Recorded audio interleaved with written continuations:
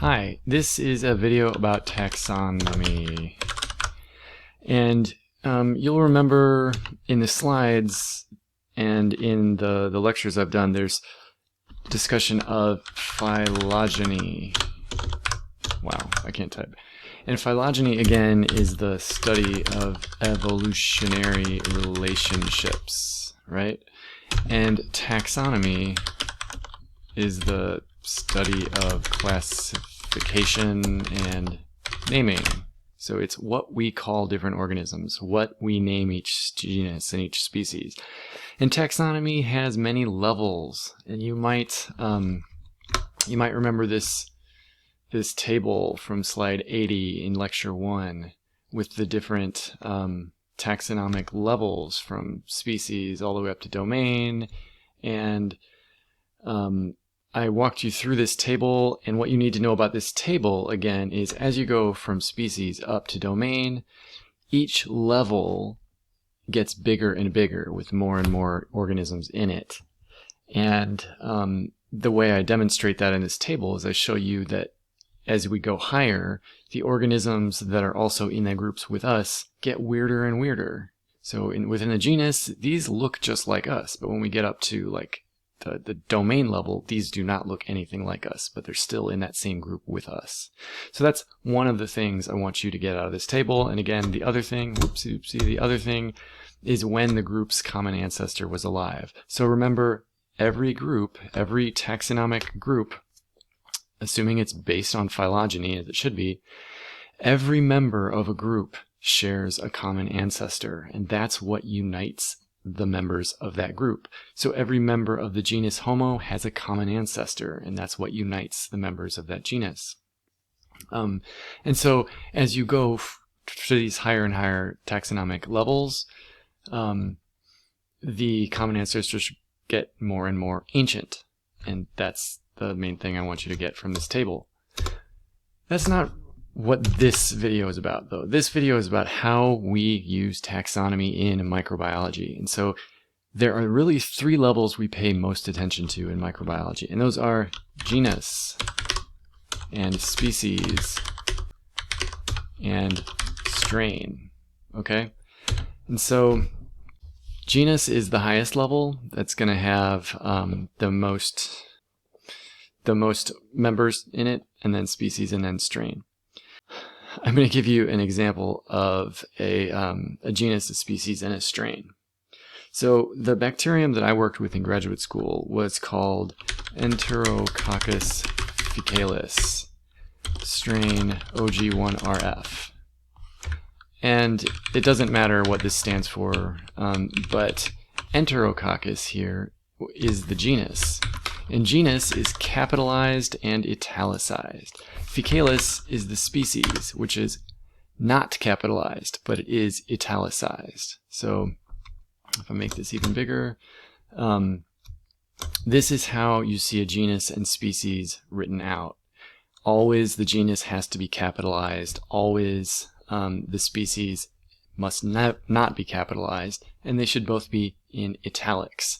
Now the strain, which we don't even usually write the word strain, is not in either of those. And strain names can be very different from each other. For example, I made a deletion mutant of this strain, which would have been called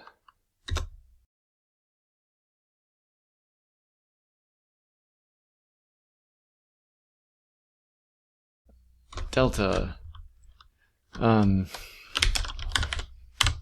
Okay, so that was the strain I worked with in graduate school, Enterococcus faecalis OG1RF, and then I made the deletion mutant, and that became Enterococcus faecalis OG1RF Delta EF1918. Okay, cool. What I expect you to get from this is that within a species, if you change one gene, if I delete the gene known as EF1918, if I delete that gene, that's a new strain that behaves in a new way. It's still species Enterococcus faecalis. It's still in the genus Enterococcus. But it's a new strain. And that's a big thing in microbiology, because one little tiny mutation in one cell makes it into a new strain. and all of its descendants that have that mutation are a new strain, it's still in the same species, and that species is still in the same genus. So within a species, there may be 1 million different strains or 100 million different strains, and we don't know all of them, and we don't know everything there is to know about any of them. But there are many, many different strains. Within a genus, there may be 20 different species, and they would all be named, and we would know at least what to call them. So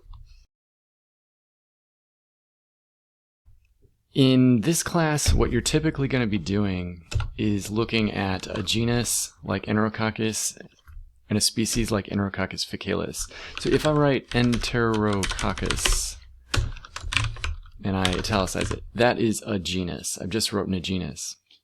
If I want to write a species, I have to write first the genus name, Enterococcus, and then what we call the specific epithet, or the species name, faecalis. That is a species name. So this, Enterococcus, is a genus.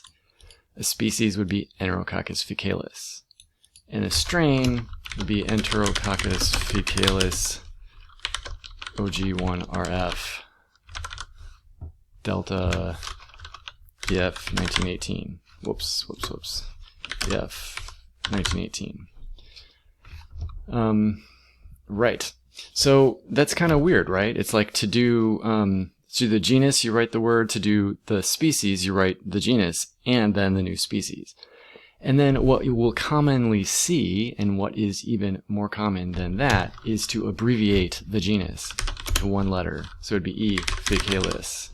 That's the species I studied in graduate school. And if you write E. faecalis, microbiologists know you're talking about Enterococcus. This is important. You have to know the context behind this. You have to know which genus this is.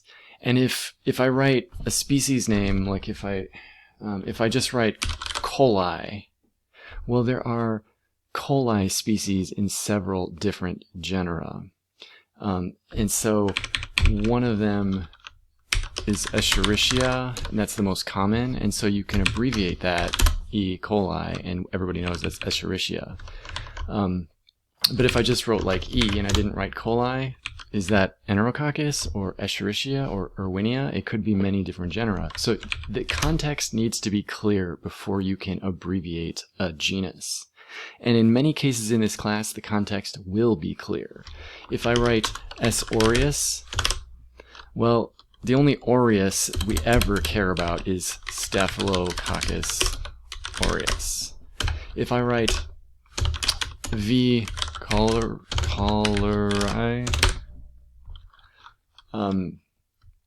that's gotta be Vibrio cholerae. If I write S. pyogenes, well, that has to be Streptococcus pyogenes.